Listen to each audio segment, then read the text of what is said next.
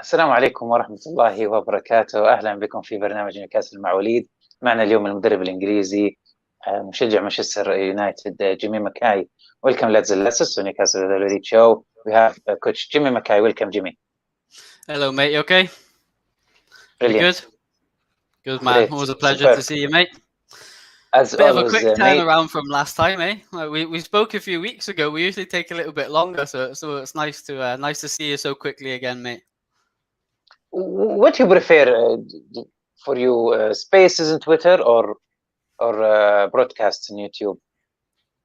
Well, I'm not the best looking guy, وليد, so space is just No, you are. Nah, I'm only joking. I don't know. Just the spaces are quite good. I've only recently sort of started doing them. I've done a few with yourself and a few with a couple of friends, but it's good that you can just like talk quickly to people, you know, like, and you can have direct conversation with them in a space. I quite like that.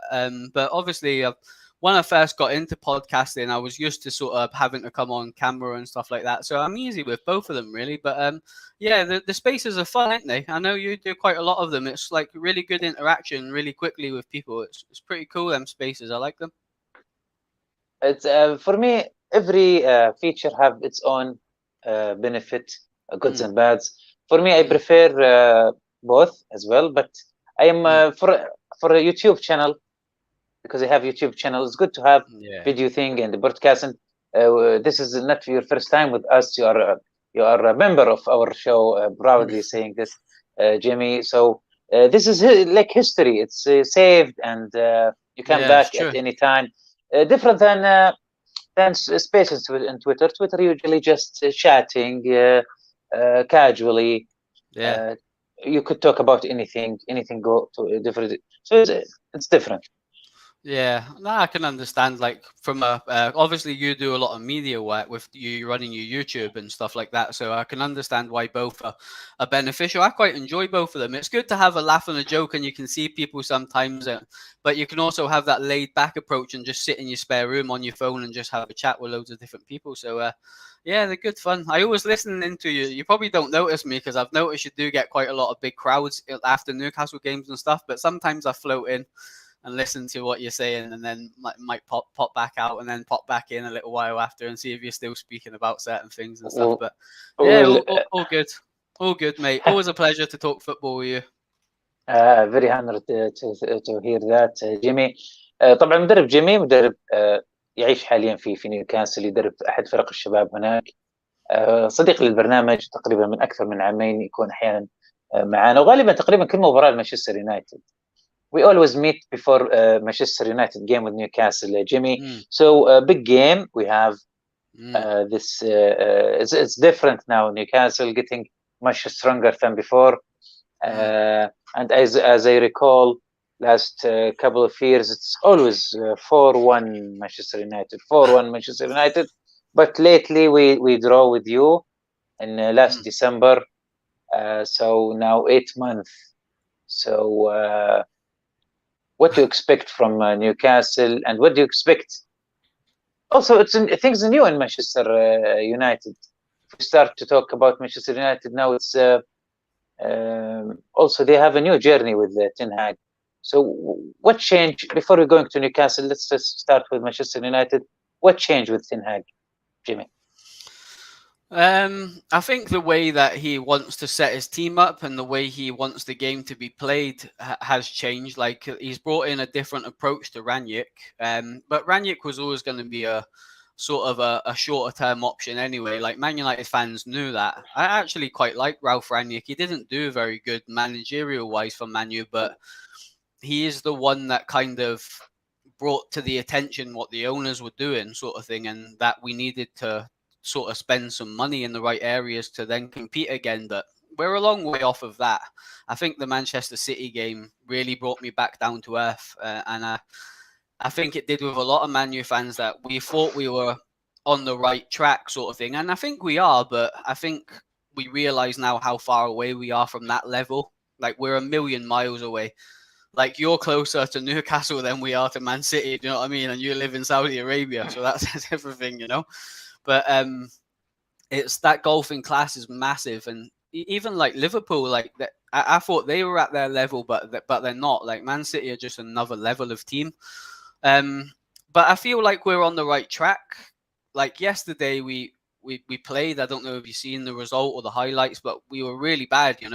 Like we wasn't bad. We just created so many chances, and against like Newcastle on Sunday, like we ain't gonna get that many chances. So that's a bit of a worry.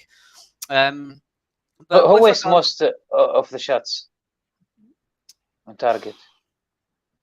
Rashford had a lot of chances. Yeah, I think we created something like 30 shots on target or something stupid like that, and only scored in the last minute with Scott McTominay, which is crazy for the level of opponent. But you've got to be careful sometimes when you're playing in the Europa League.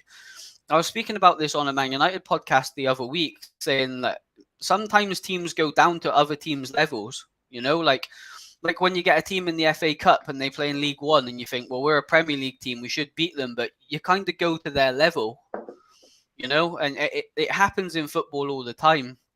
But you just got to keep plodding away, and I feel like if we play like we did against Spurs on Sunday, like we did yesterday, we'll lose, So it's a difficult one to understand when we can't put teams like that to bed, but yet we can beat Liverpool and Arsenal. It's just quite strange, but it just seems to be the way with Man United at the moment. But we've got a good base to build on with Ten Hag. He's got the way he wants to do things. He's very much a disciplinarian.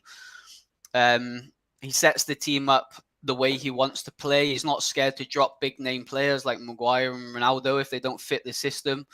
And I feel like we're on the right track, but I'm guilty of this as well, what I'm going to say. But sometimes we, as Man United fans, we think that we should be somewhere we're not. And the hard part of that is we're only 3 to 4 months into his reign. It's not going to happen overnight. Look at Newcastle, for example, how long they've took under Eddie Howe to get to where they are now. And they're not even the finished article, like it takes so much time.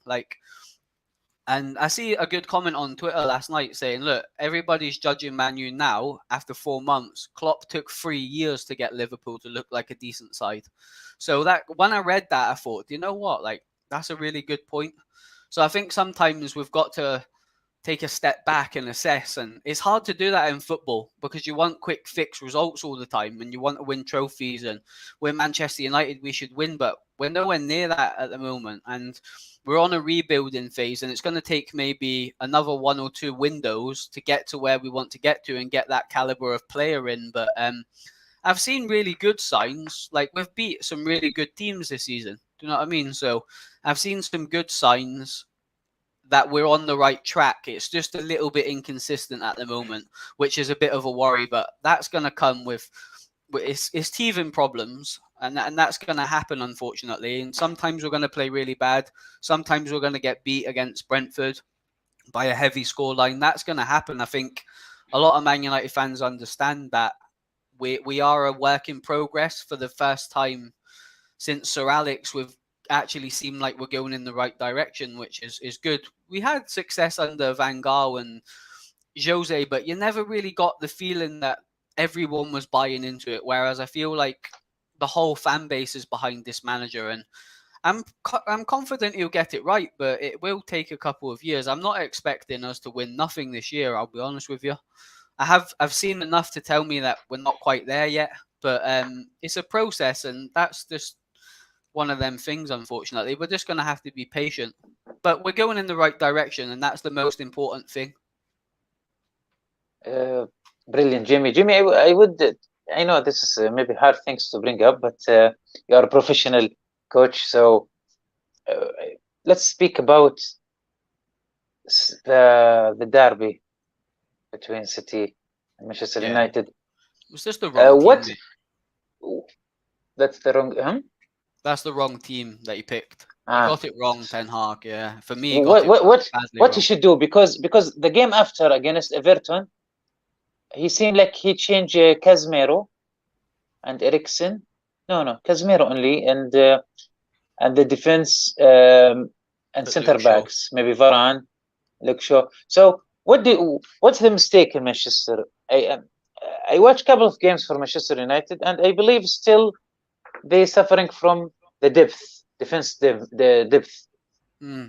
Center midfielder, they are. Defense midfielder, and the center backs. But from your opinion, what went with the City game? What went wrong? I think for one, we were just up against a better team for a start. But if you look at that midfield in that picture we've got up on screen now, like Christian Eriksen isn't a ball winner. He's not a tackler. He's someone you get on the ball and he dictates the play. Whereas against Manchester City, we wasn't going to have the ball. So although Eriksen's a really good player, it's just the wrong midfield. Like Casemiro should have played in there, and in my opinion, so should have Fred. And I tell you why, because Fred's got energy. He bites into a challenge. He's a bit clumsy sometimes, but the one thing I will say about Fred is he gives everything for the shirt. Everything. Like nobody can question his work rate, and he might not have so much ability, but he bleeds for the shirt. And that's one thing a lot of Man United fans appreciate with Fred. He's not the best player, but he really tries hard. And he does stupid things sometimes. Like he'll give free kicks away on the box, but his intentions are always right. So for me, if you're playing against, just go into the City game a minute. If you're playing against Bernardo Silva, Kevin De Bruyne, who in my opinion is the best player in the world, I think he's the best player in the world at the moment. And you're playing against, I can't remember who they're because it wasn't Rodri. It was Gundogan. That was it. So when you're playing against them three midfielders, it doesn't take for me to understand that Bernardo Silva, Gundogan, and De Bruyne, they're all very comfortable on the ball. And they all look to play forward and wide very early. And obviously they've got Haaland in the middle, so they've got a great target man to aim for as well. But they're very attack-minded players. Gundogan's very intelligent with the ball. He doesn't lose the ball a lot. They've got really quality fullbacks. So United were never going to have the ball a lot. So they needed to be compact when they didn't have the ball. Malacia at left back, I didn't think he should have started that game. And I actually really rate Malacia. We talked about him on the space, didn't we? Luke Shaw should have started because he's more experienced in that left back position. And Luke Shaw's played quite well against Man City in the past few years. So for me, that's a relatively inconsistent back four for that type of game. That back four is fine, but against Manchester City, you need experience, and Luke Shaw should have played that game for me. So I would take Malacia out and have Luke Shaw to replace Eriksen and McTominay.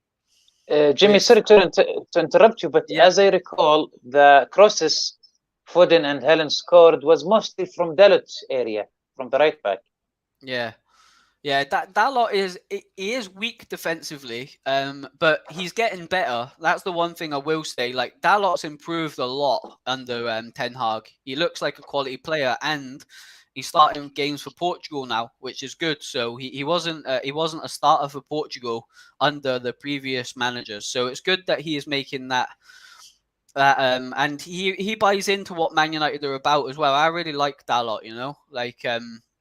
I like him as a person. Like he seems like a good guy to have in the dressing room, and they're important as well. You've got to be able to play football at this level, but you need good guys as well. And that's obviously we spoke about Newcastle's recruitment before, and I feel like they're buying the right players, and I feel like Man U's the same. But Ronaldo should have played ahead of Rashford in that team because he's more experienced. Jadon Sancho's playing really badly and that's being nice to him at the moment. For what we've paid for him, he is not turning up at the moment. So I would have put Rashford on the left, Ronaldo up front to have a target man to aim for, someone that can hold the ball, good in the air, will get you up the field because he would. The thing with Ronaldo is he might not be the best player now because of his age, and you'll see on Sunday, he commands respect from centre backs. So Newcastle centre-backs will appreciate that that's Cristiano Ronaldo. Like, if we give him half a chance, he's going to score. And that's the same issue we had with Haaland, but we didn't recognise that.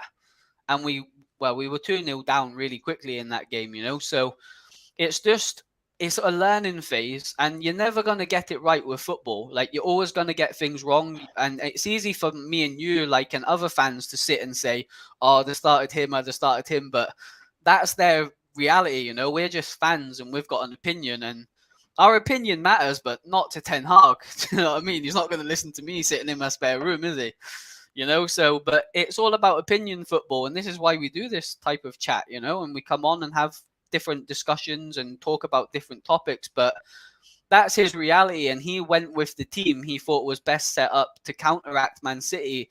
And I think he realized now, because I don't know if you know this, but in his press conference after the game, in his press conference in the Europa League, he actually thanked Guardiola. He said, thanks for the lesson. So I think he's realized and thought, I got that majorly wrong and I got embarrassed. I mean, the 3 goals, they flattered us. Do you know what I mean? So what he learned from Guardiola, you mean?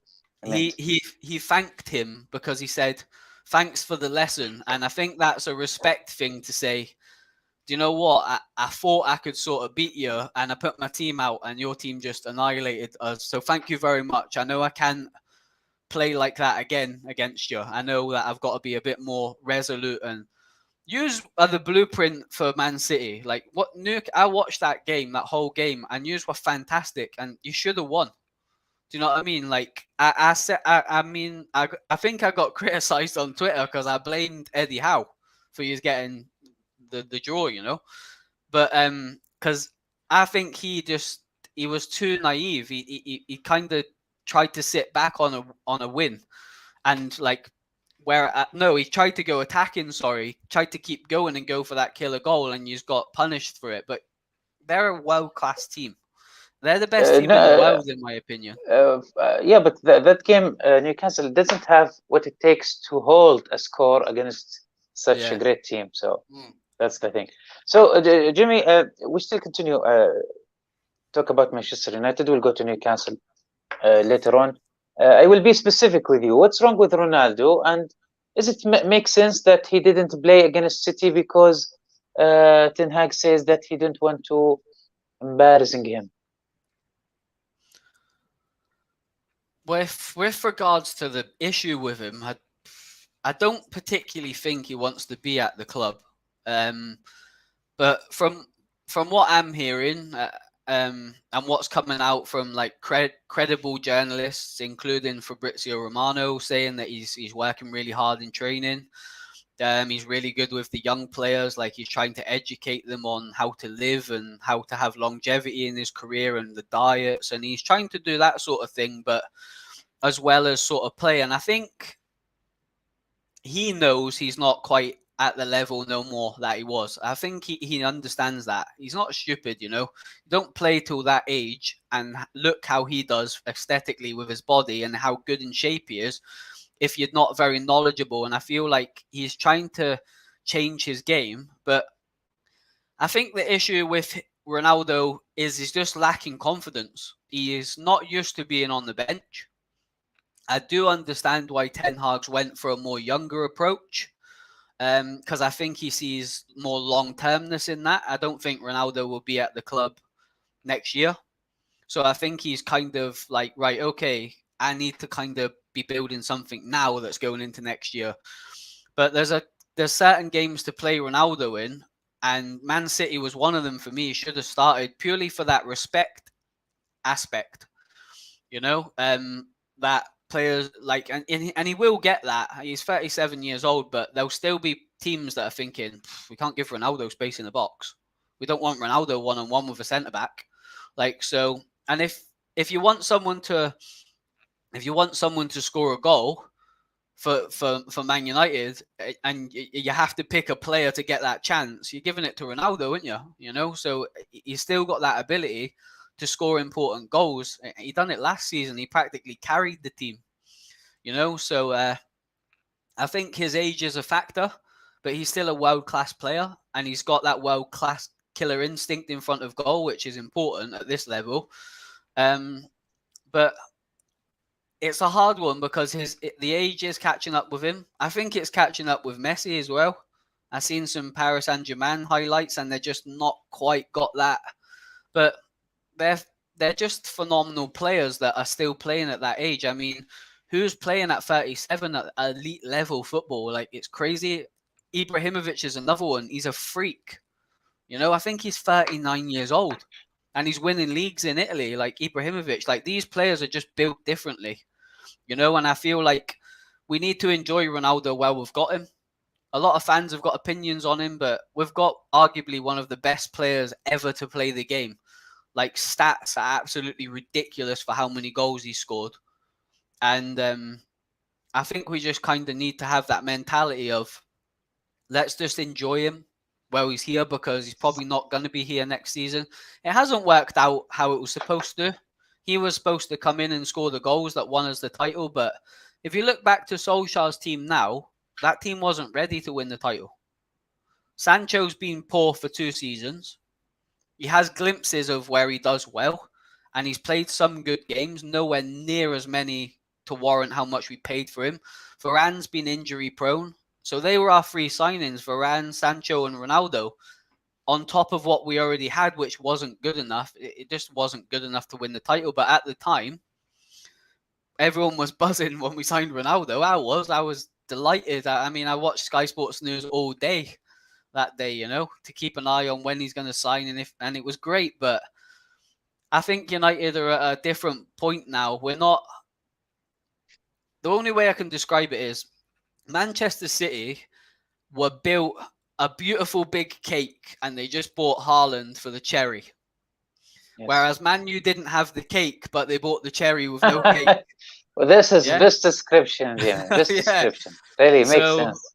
It's just one of them things, but that's totally Ronaldo makes sense. He can still do it, you know. Like, I wouldn't be surprised if Ronaldo scored on Sunday. If anybody was going to score, if you were asking me now, right, who's scoring for Man U, I would be like, Ronaldo, you know. But he's not the same player, mate. But it is what it is, you know. It's hard to talk about Ronaldo and say them things, because like this guy was like my idol when I was growing up watching him. Like, I just tried all his tricks in my back garden, you know. Like, but we're just going to enjoy him.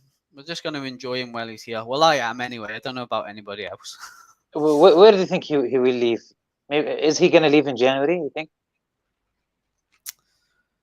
I don't see him leaving in January. I don't think that would be a sensible move for Man U, because Man U need a world-class striker. We need to go out in the market and sign a quality young striker. But I can't see him leaving in January. It doesn't make sense for the club. I don't particularly think it makes sense for him. But you never know, do you? He could do, but I don't know. We've been linked with João Felix, so if there's a swap deal there, I don't know. It's such a complicated market in January, and to be honest with you, and you can quote me on this one, I don't think United will sign anyone in January. Do you think Ronaldo will play against us this Sunday? Yeah, I think he will. Yeah, I think he'll start. Appreciate that question, Nelly. Yeah, I think he'll start. I think he'll play up front and hopefully score a goal or 2. Be nice. Okay, after that game, they play against Everton. Yeah. Everton. So yeah, and it was winning from first half and first goal of Cristiano Ronaldo. So I want to ask you 2 questions regarding this. I thought Casemiro will first of all, I thought Casemiro will fix Manchester United most of the problems. And second, I will ask about comparing between Bruno of Manchester United and Bruno of Newcastle, as they're gonna play first time against each other. Yeah. So let's start with Casemiro. Did he solve something? I'll tell you what. I'll ask you something, right? From a Newcastle, pop that picture up again a minute. Sure. Right, so I think that probably might be the team, yeah? But with Ronaldo where Martial is. So you, from a Newcastle fan perspective, Do you like that team? Are you confident you can beat that team? Where do you think the weak links are?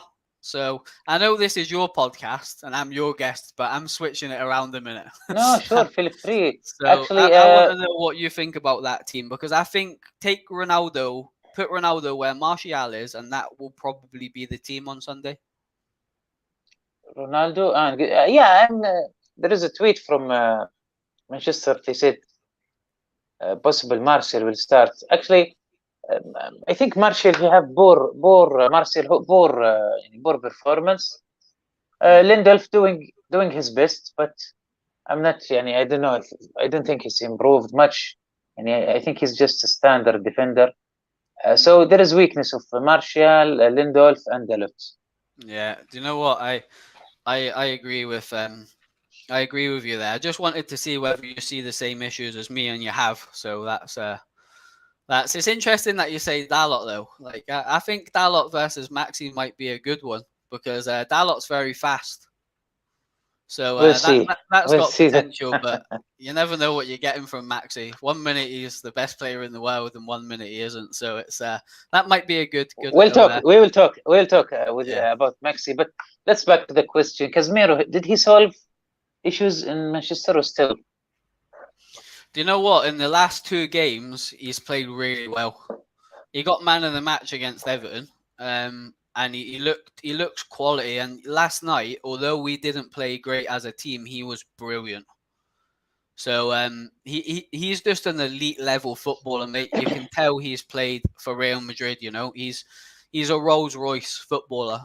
He's just very calm, very composed, always where he needs to be. And I think he's kind of like still adapting to the Premier League. He definitely seems a lot better in Europe. But it's a case of he's going to take time. But like, you don't sign a player with that caliber of player and him not work. We just have to trust the process that Ten Hag's been resting him, doing a lot of work in training is what's coming out. Ten Hag sort of allowing him to get up to game fitness, sharpness of the Premier League, because it's a massive difference playing in Spain to England. A massive, massive difference in pace, in how much time you get on the ball. The level of opposition, I think, is better as well. There's no easy games in the Premier League, whereas if Real Madrid play Almeria, players, teams like that, it's a different type of game. They're going to have the ball 90%. So I feel like when he comes good, a lot of Man United fans are encouraged by him, and I'm excited. But I was excited when we signed him, but he's in my opinion, he's one of the best defensive midfielders in the world. And he was at Real Madrid. He signs for Man U, and apparently now he's overrated. But that's what happens when a player signs for Man U. They're never good enough anymore. Or they're a Real Madrid reject, even though he won 3 Champions Leagues with them. But and got man of the match in the Champions League final, but apparently he's overrated. But it's a case of we've just got to be patient, allow him to settle properly, which I think he's getting there now. And we've got a fantastic midfielder. In my opinion, he should start. It would be interesting to see Casemiro versus Bruno. That would be a really good battle. Yes, exactly. And who's better, our Bruno or your Bruno? I know they could play in the same position, but in general. Do you want me to be honest? I think I know it's comparing as probably ours. Yeah, they're different player, but I love Bruno Fernandes. But the problem is, a lot of Man United fans have him up too high, in my opinion. He's a really intelligent player, but if he doesn't score and assist, he's not done well, and he's a bit of a scapegoat for Man U's fan base. He set up 7 chances last night, and we didn't score 1 goal, and the fans were criticizing Bruno for having a bad game. If you're playing as a centre attacking midfielder, your job is to create chances for the forward. And that's what he done last night. But he can't win to a certain extent. He's I don't know if Newcastle have a player that when it goes wrong, they get the blame. Maybe Maxi. I see him getting criticised sometimes on Twitter. And Bruno's our guy. Yeah, we'll talk about Maxi, but I haven't seen so much of Bruno Guimaraes, to be honest with you. Just purely because the games ain't been on TV, or like if Newcastle were on telly and I'm at home and I'm not doing anything that evening or that day, I watch the Newcastle games, all of them. I mean, sometimes I WhatsApp you, don't I? And we have a bit of chat about games and stuff. But I haven't watched loads of Newcastle this year. But what I've seen of him, he looks very good. Very, very good. And I'm noticing now, which is quite interesting, a lot of Newcastle fans are getting their back up when people are saying he's going to leave for a bigger club on Twitter. It's quite funny, actually. Like, because as soon as someone mentions, he'll be playing for Real Madrid next year, it's like, they get pelters from Geordies everywhere. But no, this is really annoying. When a player did a great game, one great single game in Newcastle, or maybe any team, the media start, he will go to, he receive offers, he want to increase his salary, he will leave a club. So this is just the media. If they don't have a news, they just make it a news. And maybe the agents want to increase the player value. So I'm not into these deals. But my concern is the official of a club, Dan Ashworth, Darren, the CEO, the new CEO. No, Bruno not for sale. He's with us. I don't know why they're talking about this. Why they should? Why they just ignore the whole thing? Why they just keep talking about this? It doesn't. I'm sure Newcastle will bring a lot of players in the near future, not just Bruno. Yeah. I can't see him leaving. Like, the fans adore him, he's not been here that long. He's doing really well, but like, it's just like his first full season, like, why is he going to move now? And why would you want to leave Newcastle at the moment? Like, do you know what I mean? It's not the sort of club on the downward, is it? Like, let's be honest. So people in the media believe anything. Yeah, I think you're right though. Like, the club shouldn't. They're kind of adding to it by reacting to it. I'm on your wavelength. Exactly. Like, just don't talk about it. Like, just ignore it. Like, he ain't for sale, and the ownership's not going to sell a player like that anyway. What sort of what's the word? What sort of ambition is that showing if you're getting rid of arguably your best player? They're not going to do that. They're not silly people. I would just ignore that. I think you're right there, mate. Yeah. Jamie, I want to ask you now. Let's talk about before going to Maxi, because there is. I will explain what Maxi problem in Newcastle. This is the win probability. I think. Is it make sense? Does it make sense or? No, it doesn't. No, I think it's going to be a hard game on Sunday, to be honest with you. So I'm not so sure that's realistic, to be honest with you. But we'll have to wait and see on that one. But I don't agree with that. Look, if you look at the table, let me just.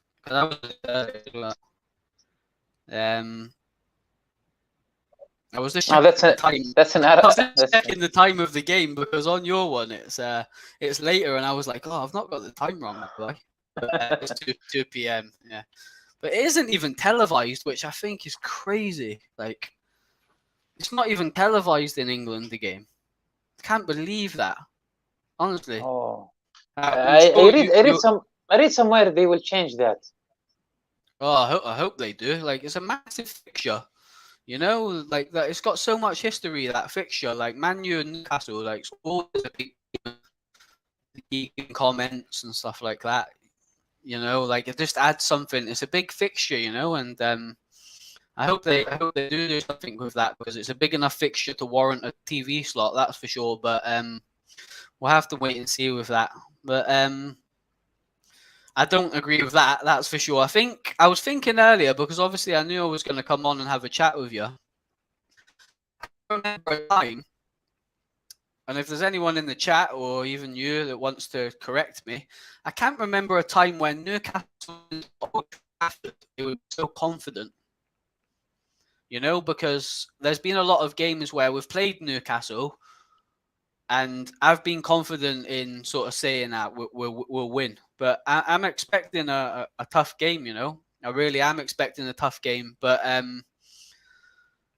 it's because of the level, like the gap's closing. You know, like you've bought really good players. Like you have a really good 11. You've got some exciting players, people that can score goals, create chances. You're defensively very good. So I think this is probably the first game against Newcastle where I've actually thought, yeah, this might be a hard fixture. This. Yeah. So. Actually, yes, and I expect maybe for me, I expect a draw, but also could be hard win. I mean, like by 1 goal difference, any teams. So could be 3-2, 4-3, because everybody, everyone, every team, every side wants to prove themselves. Newcastle want to prove that they are proving they can do great against Big Six, and they almost win against Manchester last December. And Manchester United also proving that they are improved as well, and they back to the 4th position, or to the Champions League seat, or even to the title. I'd love you to start that 11. If you can start that team, that would be great. Yeah, because Isaac, he's still injured. Yeah.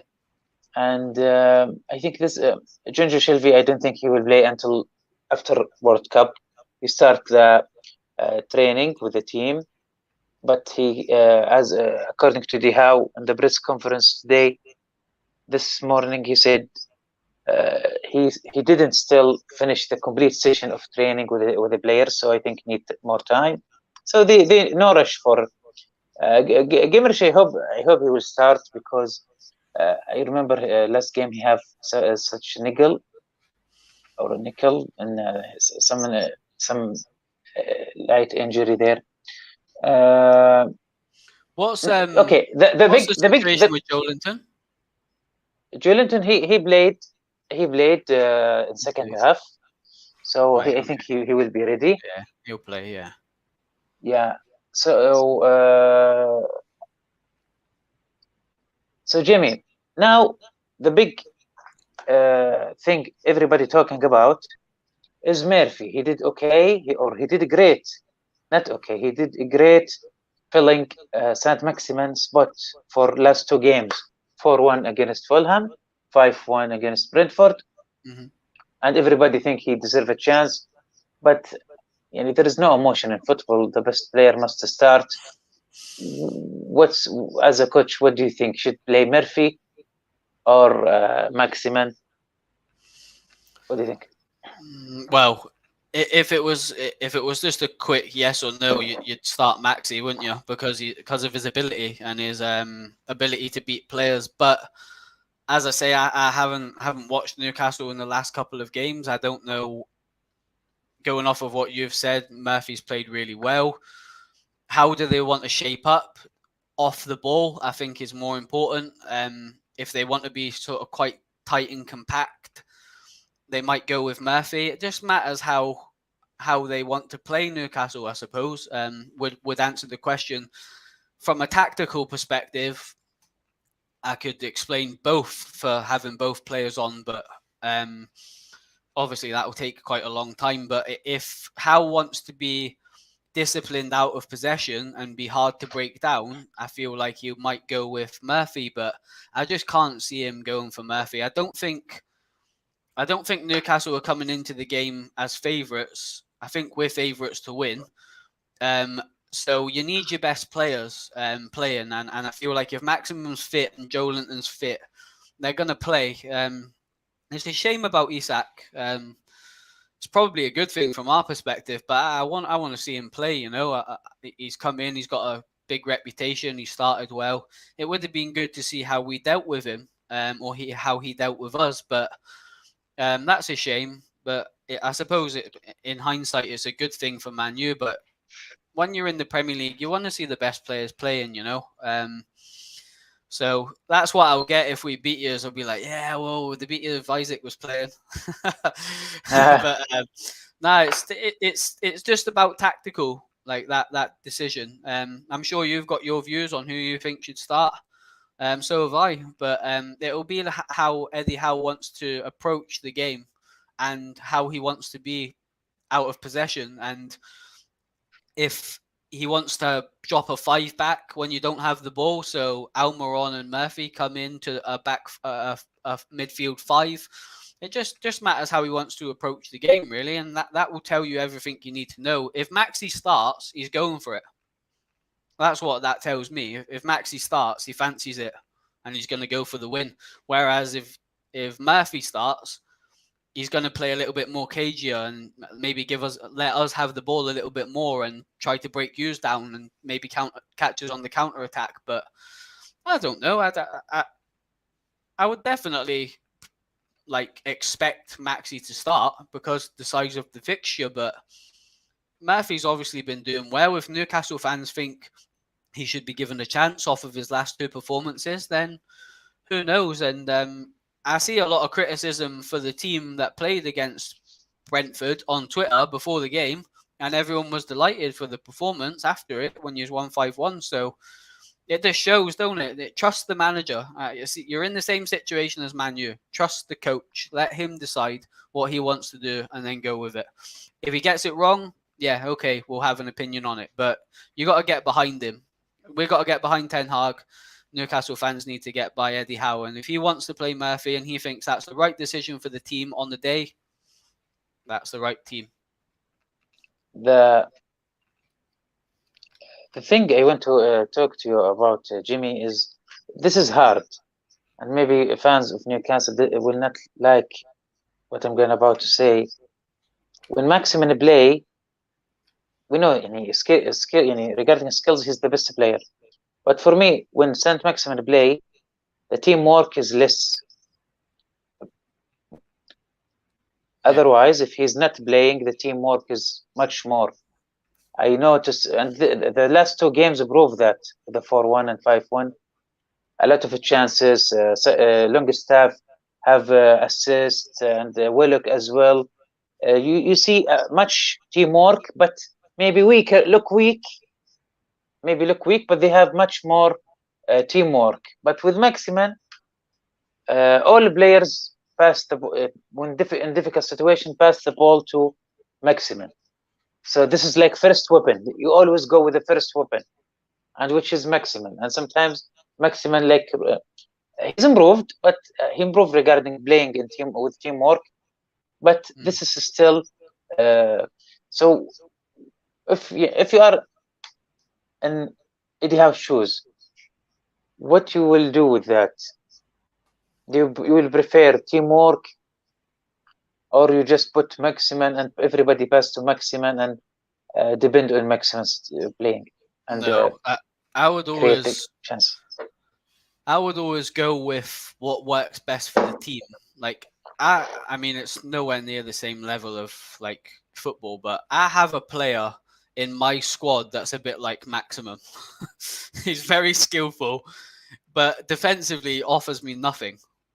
I'm not gonna obviously name the lad, but he scores goals, he creates goals, he beats players for fun, but defensively he will not track back. So I know if I need a certain player for a tough game under 13 level, then I won't start with him, or I'll put him in a position where he doesn't necessarily need to defend. We play a 4-4-2, and sometimes he's like the striker, or sometimes he'll play on the left. But he's kind of what he is, like that type of player. He'd probably laugh if he was listening to this because he would know it was him. But it's one of them things. Like they're luxury players. Like we've got one with Anthony. Anthony's the same. He's a circus player. You know, you give him the ball and he's got lots of tricks and he can beat players for fun. But defensively, he won't offer that much. I think you're muted. I can't hear you. Sorry. Did you watch the video between Maximin and Anthony? the video that they play skills. Yeah, I've seen together. a couple They're of comparing. things Yeah, the only reason that Antony plays for Man U is because he knows Ten Hag's system.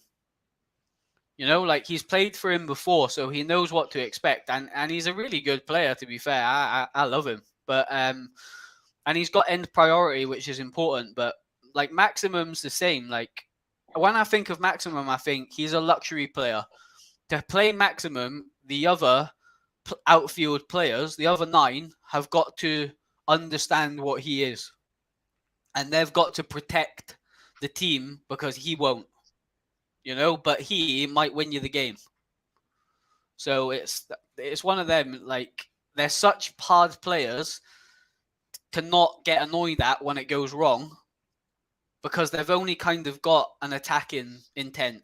And when that doesn't work, or when they're not scoring goals or creating chances, they don't necessarily offer. I think Maximum on my timeline is the one name I see the most from Newcastle fans, like giving him a hard time when it doesn't go right. But it's the style of player, and the system has to accommodate that player. And it's the same with Antony to a certain extent with us. And Sancho to a certain extent. Sancho defensively, he comes back and helps. And so does Antony, to be fair. Antony is good at coming back and tracking.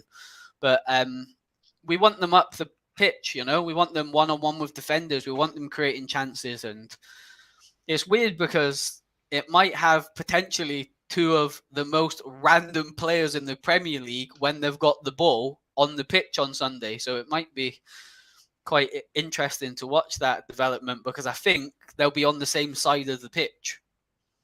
You know, so that might be a one to keep an eye on, because Antony plays on the right and Maximum plays on the left. So they'll be on the same side of the pitch, you know. So it might be interesting that, but I'll spin this on you. If you're picking the team on Sunday, who are you playing? Well, the problem is no much change I can make on this in the picture. I think this is it. You think that'll be a midfield three? Yeah, I think okay, but I think Joelinton will play instead of Staff, and Maximan will Murphy. I think this is what happened. Yeah, it's a good team though. Yeah, really I think Joelinton must start, and Maximan as well instead of Murphy, because Murphy is and I think you have a view on Murphy. I feel Murphy he's a tactical player. Yeah, fans didn't know that, and he didn't realize that he's doing tactics. He listened. You know, some players, you know, in the coach line, when the player will be replaced, you notice always the instruction and the file, and the players goes okay, and putting the water, spray the water on himself. Yes, and he didn't do whatever he said. He will play his style by default. Yeah. But Murphy, no, he's doing what you say. They're so important. Mate. Like, they're so important. Them types of players. Like I have a young boy called Charlie that plays for me, and he's tiny. He's so small. I tell you what, he'll run through a brick wall for the team, and he listens to, like, Charlie plays every position for me. He's played right back, he's played left back, he's played centre back, he's played centre midfield, defensive midfield, and he's like my Murphy. He doesn't play in the same position as Murphy, but you know what you're getting with him, and he's absolutely class. Like, and he's coming on so much as well. He's developed into such a good little player. And they're so important, them players. Like, I cannot stress enough, like, how important them players are, where, you know, if you tell them something, they're going to do it. If I tell him to follow a player, he follows a player. If they've got a danger player, Charlie goes on them, because Charlie doesn't leave them alone. And he gets his foot in straight away, and he keeps it simple. And it's the same at top-level football. I would still have the same approach if I coached at a better level, which hopefully one day I will. But you've got to have a structure. You've got to have a formation. You've got to have players that are willing to play them roles. And even at grassroots level, if you're not got a structure and an organization, you'll get found out. And I think that's why we do so well, my team, because we're very hard to break down. And Newcastle will be that as well. And they are that under Eddie Howe. They play nice football. They get some great goals and they get big results in the last 2 games. But take all of that away. Tactically, Eddie Howe is a very good manager. And he knows how he wants his team to play. And he knows what individuals play the role. Like, look at Dan Burn at left back. Dan Burn's about 7 foot tall. Yeah. He's not a traditional left back, is he? But he plays the role fantastic. And he did really well at Brighton when he played left back. Like, if you look at him, that's like putting Peter Crouch at left back. Yeah? It doesn't... But he can play left back. And he's very good at it because tactically, he knows his role and he does what he's told by the manager. Same with Longstaff. Same with Willock. Same with Bruno. Fabian Schär, another good.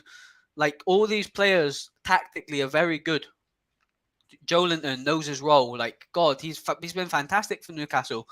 But he's been coached to be like that. It all comes down to the coaching, you know? Like, football, you can't teach these elite level players how to play football. You can teach them a system and how to play a role in that system. And that is it in a nutshell. That's coaching. Regarding Murphy, sometimes I like to check new fans of Newcastle when I say that. Do you believe that Steve Bruce was playing Murphy as a right back for a whole season, not just a game? I see Steve Bruce done well at West Brom as well. He been sacked. Okay, regarding Dan Burn, I thought at the beginning, because Maximan have free attacking role, he played Dan Burn on the left back to cover Maxi. Mm-hmm. But when Maxi out for injury, and there was a Murphy, who's a tactical player, Dan Burn continued. But Eddie Howe explained this. He said, Dan Burn is leading my defense line. That's one thing. Second thing, maybe he's not very impressed by my target, which is I think will cause.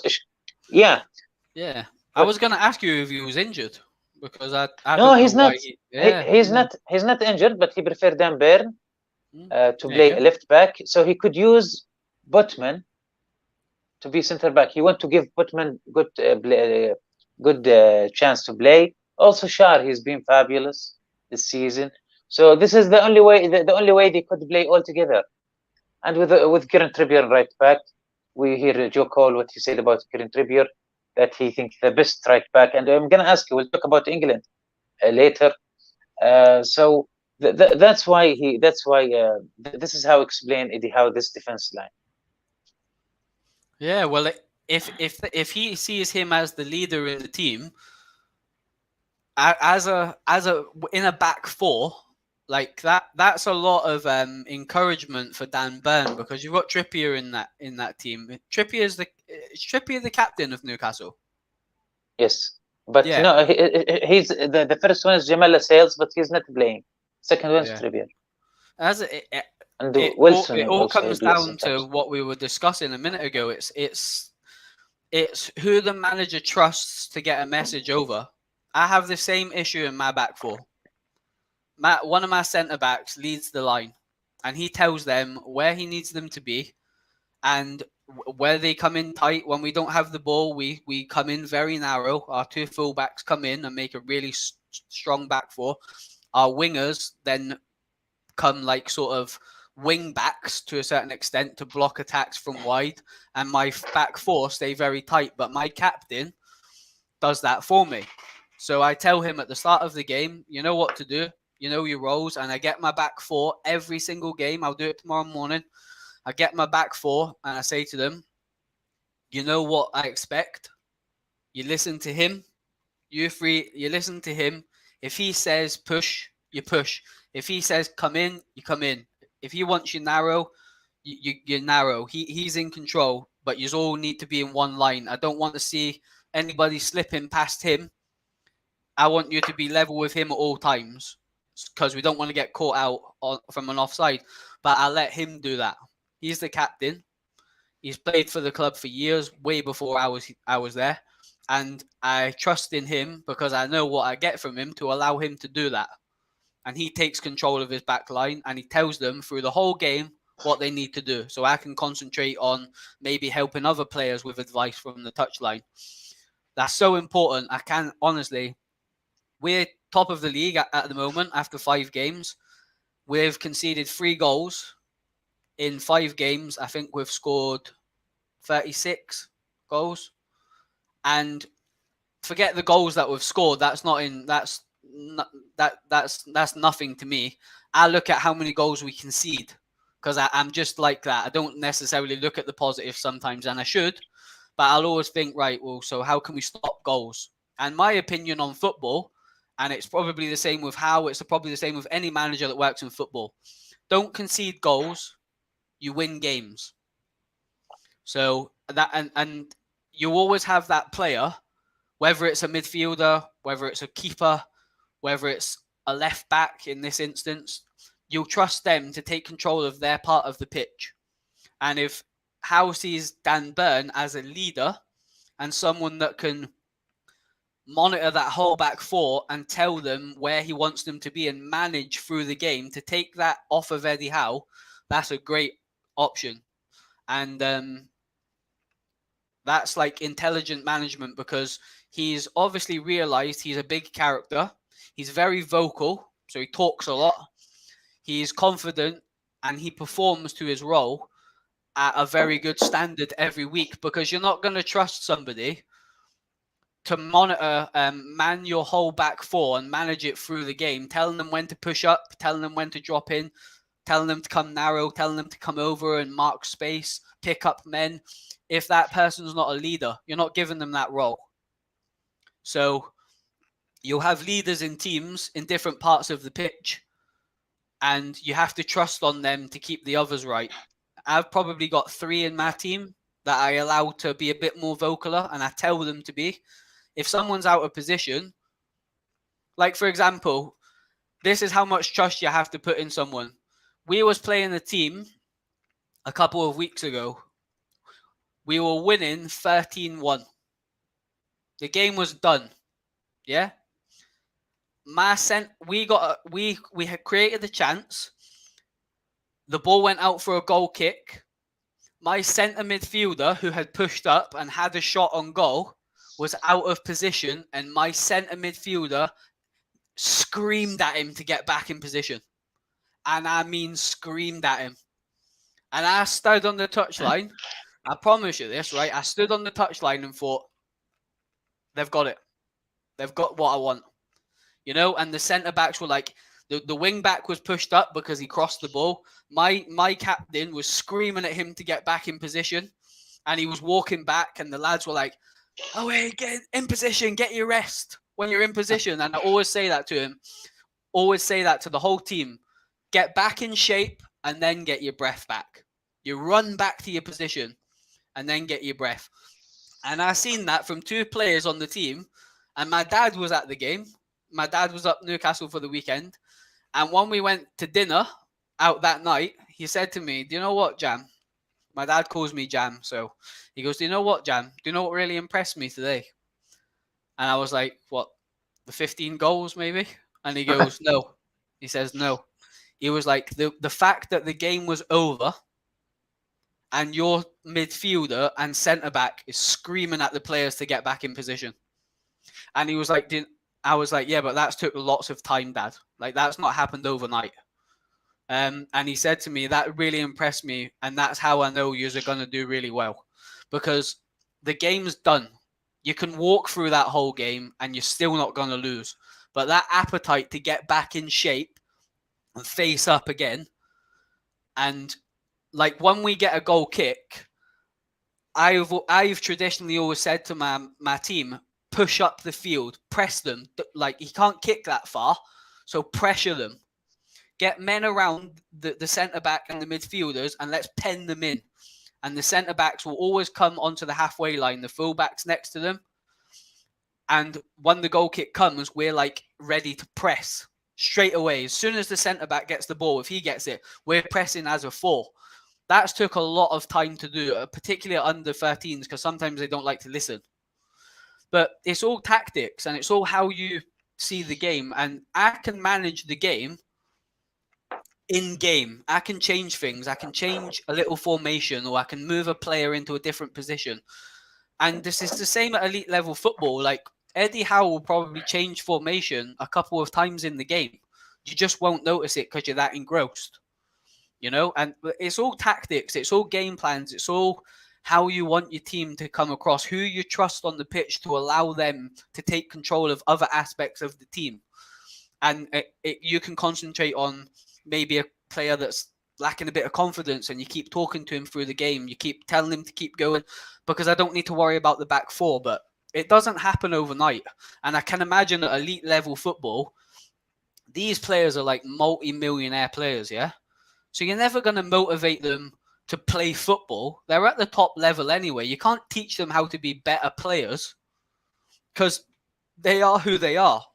Certain limitations, that's it. You can't teach Dan Burn to play like Maldini at left back because he's not Maldini. But he is a very good option at left back if he fits your system. And it's all about systems. Like, this is why transfers are so important. Buy the right players for the system, and the system works. It might not be glamour signings. It might not, even like selections on match day. People might not like the players, but there'll be a reason. Yes. Ten Hag plays McTominay a lot, but there's a role for him in the system, and that's just football in general. I know I've explained a lot based on that topic, but it's so important to have that trust in individuals to lead the team on the pitch, because you've got to watch for other things, and you've got to watch tactically. Like, sometimes I don't even watch my team, وليد, and I'm in Division 8 at under 13. Sometimes I'm watching the other team to see how they're playing and try and spot a weak link so I can ask the players to play the ball on that side. I know my right and left winger are very skillful, but I'll look and think, right, their left back's really struggling when we've got the ball. We're getting past him every time. Right, lads, we need to start pushing towards the left.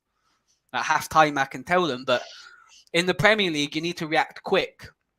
So if someone changes formation and they're counteracting what you're doing, you've got to change. So I'm sure if Howe's got leaders on the pitch, he can allow them to run the team on the pitch, and he can get messages across really quickly to change the dynamic of the team. Or if you just want to sit in for 10 minutes and put 5 across midfield and take that striker away, you can do that. But that's elite level football. I've just tried to explain it from a coaching perspective, but it's totally different in comparison to the levels. Don't get me wrong, but it's the same principles, literally the same principles, and that's football management at any level.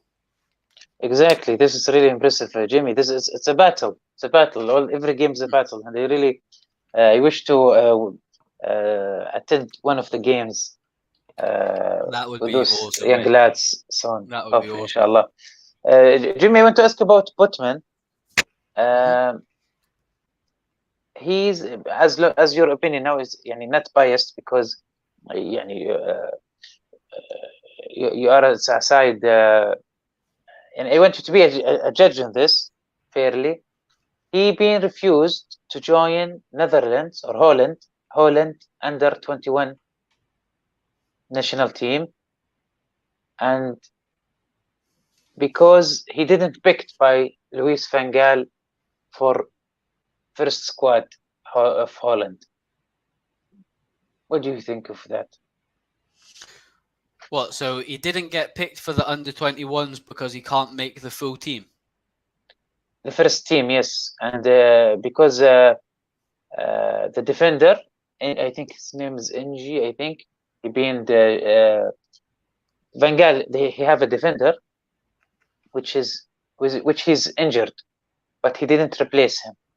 So I think this has put him angry. But after that, they've been called for the under 21 Poland, being called Botman to join for Belgium game, and he refused to join. And he said they want to focus on Newcastle. Oh, so he's refused to. So because he didn't go into the main team, he's refused to play for the under-21. Yeah, but he didn't say that. But he said they want to focus on Newcastle. I think this is just excuse. But I want to your opinion on Botman level. Do you think he should be in first team? Because for me personally, I saw Icky, and I saw Icky. He's the luckiest defender in the world. I don't know how. I'm very, very, very shocked that he's playing with City, with Van Dijk. I think he's overrated. Yeah, but you've got to look at the manager, and then, like, I mean, you know Van Gaal, of course. You know. Yeah, of course I do. But you've got to. It's a system thing again. He played Malacia at centre back. Van Gaal. Malacia is a left back, and he played him as a part of a free centre back because he's comfortable with the ball. And he done some mad stuff at Man U as well, like when he was there. Like Daley Blind come in as a left back, and Van Gaal changed him to a centre back because he was more comfortable on the ball, and he's went and had a really good career now at Ajax as a centre back. But Botman seems like he's good on the ball. He's good in the air. He's fat. He's a fast player. I haven't seen loads of him for Newcastle, to be honest with you. But from what I've seen and heard of him at Lille, he's a good player. You know, like I think he come with a very big reputation, which I think is dangerous sometimes. Like a lot of Newcastle fans before they were signing him were obsessed with the fact he didn't go to AC Milan. But which was, it kind of got a bit funny, you know, like it was like, what, because he's went to AC Milan, he hasn't gone to them, now he's all of a sudden a world-class centre-back. Like, I think I put some tweets out saying at the time, like, he isn't world-class. He has the ability to be world-class, but he's nowhere near world-class yet. Like, you don't play for Lille if you're a world-class centre-back. Do you know what I mean? Like, you play for a better team. But he has so much ability, and he's so young. And Botman, for me, would have been like a Van Gaal type signing. So the fact that he's not picking him for the Netherlands is quite strange. I didn't even know that. I wasn't aware of that. I always get updated news when I come and do these things with you. You always keep me right on everything. You're just so in the loop. It's unbelievable. But I feel so inferior to you sometimes when you know everything about Newcastle, like every single story. Of course. But thank you, Jim. Maybe that's like, maybe it's a good thing that he concentrates on Newcastle, and eventually he'll get his opportunity in the Dutch national team. I'm sure of it because he has so much potential, that boy. But maybe if he just concentrates on club football, and because I mean he hasn't started every game for Newcastle, has he, this season? So maybe he wants to sort of get a slot in the team and make sure he is in the team every week and one of the names on the 11 team sheet. That's good from his perspective. It's good for Newcastle fans, but I'm sure he will come good and he will be an international player. But let's just hope he doesn't play too well on Sunday. That would be a perfect scenario. But I wish him so much success at Newcastle. You know, like anybody that's listened to me before on your channel, they'll know I've got a bit of a soft spot for Newcastle, you know. Like, so I like to see you do well, just not when you play Man United. Thank you, Jimmy. We'll go now to last part of the show. I want to ask you also if we could do later on, before World Cup, a show about Saudi national team and England national team. That's in coming days. Brilliant. Let's talk about Southgate. He's now have difficult choices, as James now he's injured. He could do knee surgery, and a lot of England have a lot of right backs. Who do you think should be in the right back? I want to discuss with you Maguire situation, Luke Shaw situation, as they are on the substitution at the bench in Manchester United, but they are in first squad of Southgate. It's look like Southgate. He's depending on Euro performance of England, which was massive, and he believed in those players regardless what they are doing in Premier League. So, in your own words, what you can say about Southgate choices and the names I've been mentioned? I think it's difficult when you speak about Southgate, because he's done like fantastic to get us to the last two major tournaments. We got to a semi-final and then a final. But in my opinion, we should have beat Italy.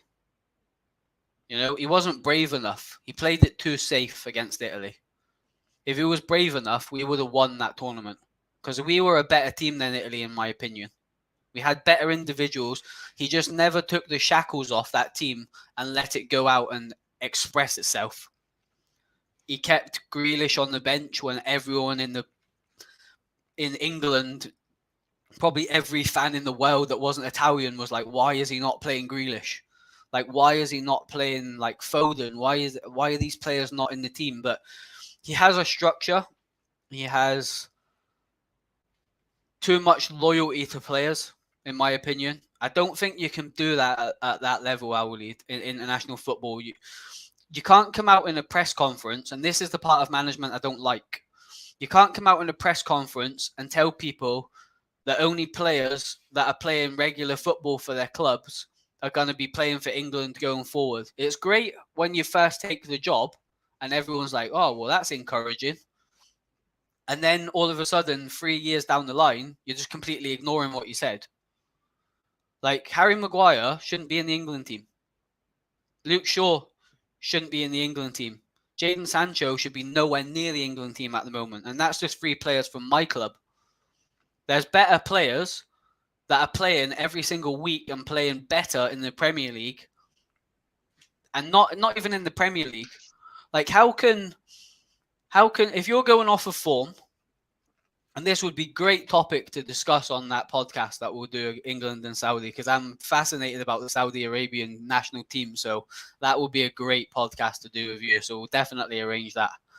But how can you play Maguire but not Tomori, who's playing at AC Milan every single week and won the title last year and got, I think, I could be wrong, but I'm pretty sure he got Player of the Year for them. And in Italy. In Italy. And in Italy, the defend Kings. Yeah. It's that just doesn't make sense to me. Like, I'm agree with for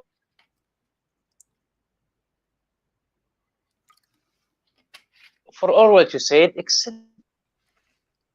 Sorry, you broke up a bit there, mate. I agree with you, except Luke Shaw, because I think Luke Shaw is great. Who's better left back in England to replace Luke Shaw? Ben Chilwell is a better left back, but he's been injured a lot, and yeah, maybe that guy with the hair, what's his name? Also Chelsea, Brighton. He came from Brighton to Chelsea. Oh, Cucurella. Yeah, but he's Spanish. Yeah, he's Spanish. Yeah. Sorry. Left backs is a difficult position for England, to be honest with you. I don't think, because in the last tournament, Trippier played left back for some games. But that is a position that they struggle with, left back. Hence why I think he goes with 3 centre backs, because then he can play a wing back, and he's played Saka there. Doesn't work. There's just been some really odd decisions by Southgate recently, but it's hard to knock him because he's done everything that's been asked of him. But I personally, and I might be wrong, and I hope I am, but I think he's took this England team as far as they can go. I think they need somebody else that's got fresh ideas, a new approach, going to give some opportunities to some new players, because England have got such an array of talent at the moment. Like, everybody speaks about the Gerrard Lampard era where Beckham and Rooney and Owen and like for me, like this is the best group of players England have ever had. Like Bellingham, Foden, like these are elite level footballers, you know? Like and the thing is, he's not brave enough to unleash them. And if he did, I think we would have a chance at winning the next tournament as well. But I just don't think he's gonna do that. He's very set in his ways, and like you said earlier, he's very loyal to players, and there's better options out there at the moment, form-wise. Like Mason Mount played for England, scored a great goal against Germany, but he's been awful for Chelsea, awful, and he's playing for England. So, what message does that send out to a different player that's playing at like Ivan Toney, for example? Like we've only got like Harry Kane. And it's like, oh, if Kane don't score goals, where's the goals coming from? Well, try and play Grealish, or try and play Foden, or try and bring Ivan Toney in, or Callum Wilson, someone else that can give us a little bit of a different option instead of putting all your eggs in the basket of Kane. Like, you know, like you can't do that. And we've got so many good players that we should be like one of the favourites to win the tournament, but the managerial naiveness, I think, eventually will catch Southgate up. And I feel like we've got to get more of a influence now. And I just think they're getting stale. I think that's the best word to say. They're getting stale. And I think when you get stale in football, it's dangerous. You know, like I think Liverpool have got a little bit of that now, mate, at the moment. You know, I'm not going off topic talking about Liverpool, but they've had the same players for too long. You got to freshen things up, you know, and I think the majority of that England team, you know, you can pick it. I can pick who will be on that plane. And exactly as what happened with Leicester as well. Leicester is another example. Yeah, they ain't got a lot of financial backing at the moment for whatever reason, and they're stale. Like you got to look around the dressing room. This is why Man U was so successful with Ferguson. He always noticed the stale and thought, you know what? Like I've had a midfield of Giggs, Beckham, Keane, and Scholes for years. They're getting too comfortable. I'm gonna buy Varane. You know, like and when Varane came in, I remember my dad coming in and telling me we'd sign Varane. I couldn't believe it. Like I was like, what? The guy from Lazio? Like a fantastic player for Argentina. That's a great signing. And Varane couldn't get in the team because it upped the levels of the midfield already. And it had the effect that he wanted, you know. But it's crazy, like that. You just cannot let a team go stale, especially at international level, because players are getting better every season. You know, like there's a lad at Crystal Palace, Gorey. I think that's how you say it. Anyway, Geary. He's a quality centre back, like big, strong, tough, getting better every single game. Gets in the England squad and gets no minutes. Same with Connor Cody, brings him in, doesn't play him. Like, why not give these players opportunities, you know? Like Ivan Toney and players like that. You can't always hope that Maguire's going to be good and Shaw's going to be good and Kane's going to get you the goals and Phillips is not playing for Man City, but he done well in the international tournament last time. Like, you can't think like that. You just can't at that level. Jimmy, I want to ask you, as a coach, regarding the peak. Southgate seemed like he doesn't understand the peak. There is the players. Okay, let's say example, Maguire have his best. He was best before 2 years. For example, there is a peak of a player. So when you do a selection or you put some players to play, maybe sometimes you shouldn't, or you didn't must play the name. It should depend on the performance. Some players, they have high peak. This is their time to play. He's doing well, so put him in the first squad. Not because that player you put in the first squad because he was good 1 year ago. I totally agree with you, mate. Why Southgate doesn't do that? I don't know, mate. Maybe that's why he didn't do great in his club career. Like, you know, like maybe he was a bit too loyal. I mean, he done well at Middlesbrough, but other than that, what's he done? He's done really well for England, but club level, he was an average player. You know, he done well at Arsenal when he was younger. He went to Aston Villa, done okay. Then went to Middlesbrough, done okay. Solid player, but never really brought trees up. But you can't really look at it and say he wasn't a great player, so he's never going to make a good manager. Mourinho couldn't kick a ball, and look at him. You know, so I watched a good documentary yesterday on Mourinho, and he said, like, I had 2 left feet. I couldn't play, but I knew I could coach. And it's such, maybe he's just an international manager. Maybe he doesn't like that day-to-day running of the club. Like, but you see, like, the problem with football, وليد, and you made a great point there, where you can't rest on your laurels because someone had a great tournament 2 years ago. Like, football's evolved. Like, you've got managers now like Graham Potter, like Eddie Howe, that are very intricate on how they like to play, and they like to look good. That's a cracking picture, by the way. And they've got that sort of... They're a modern day manager. There's loads of managers like that. Nagelsmann in Germany. Marco Rosa's another one at Leipzig. Very innovative. Up to date with the game, understands pressing, understands gegenpressing, understands counter-attacking. And there's so many different styles of football, but you've got to have a little bit of everything. And you're coming up against like the best players from every country. So you've got to, but it always comes down to system. You know, whatever system, if I sat here and picked an England team now, it would be completely different to what Southgate would pick, because for one, I wouldn't play 5 at the back. I wouldn't play Saka at right back, at left back, like, you know, but that's just an opinion. It's his reality, as I say. I don't pick his team, and he ain't picking my team tomorrow morning for my game. You know, so it's all individualism, but there has to be some sort of accountability for picking players that are not playing at club level. I don't understand that.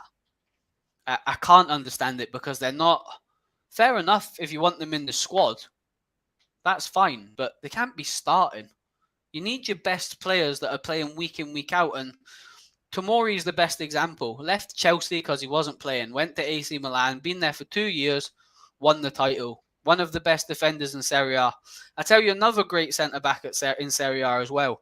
Chris Smalling doesn't get nowhere near the England team. Is he not a better... I would have Chris Smalling back at Man United if it meant we could swap Maguire. You know, but I like Chris Smalling. I did like him at Man U. I was a bit gutted he left, to be honest with you. He got a hard time, and I think Man U fans realise now he actually wasn't too bad. He's went over there in the Italian league, who predominantly are very defensive teams, very structured, very organised, all know their roles, and he got Player of the Season for Roma a season ago. Plays every single week in Mourinho's team, never gets a shot at England, never ever gets even a call-up. So, but why? Why? I don't know. Is Chris Smalling not on the same level as Harry Maguire, playing every week at Roma? I don't know, but I could have that conversation all night with you, mate. It doesn't make sense to me. You play your best informed players that fit your system. If Maguire fits the system, that's fine. But why is Dan Burn not in the England team? Why is he not tried at left back? You know? Why is Kieran Trippier not starting at right back? Why are you putting him left back? You know, so what's he going to do with Trent Alexander-Arnold? Is he going to play? Defensively, he's very poor.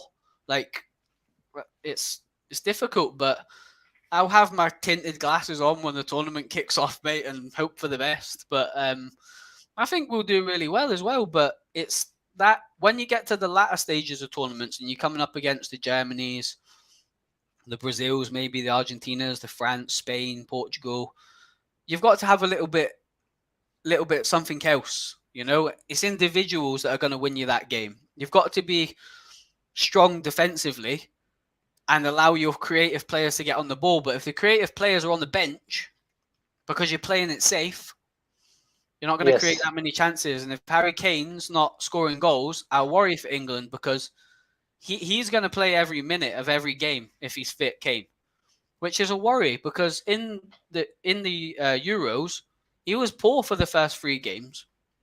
He didn't score a goal. So you've got to have something else. You've got to be brave sometimes in football, you know?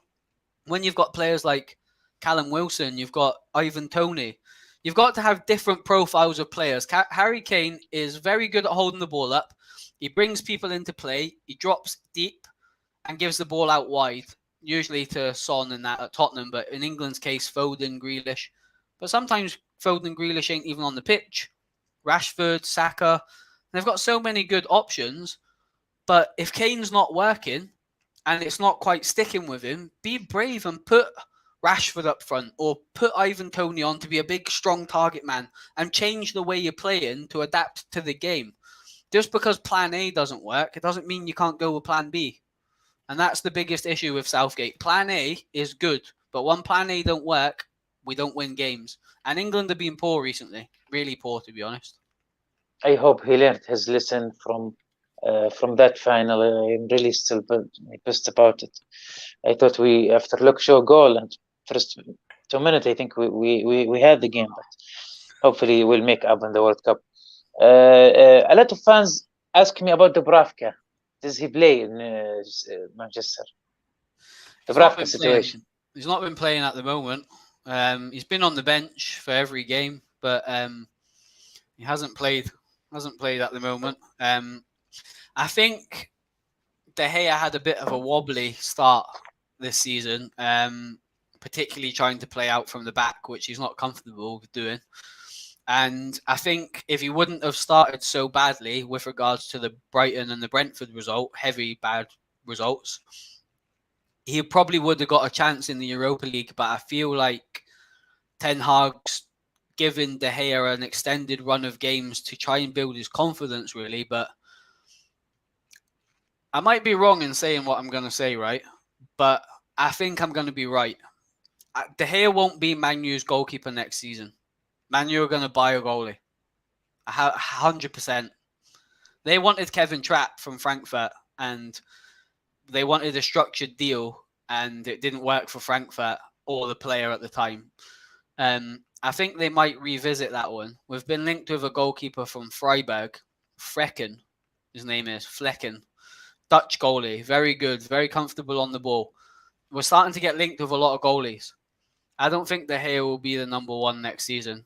Whether Dubravka goes back to Newcastle or we sign him permanently as a number 2, there's a potential for that. But I honestly don't think De Gea will be the goalie. And it will be sad because he's been so good for Man U. But football evolves, like what we've just been saying. Goalies need to be good on the ball now.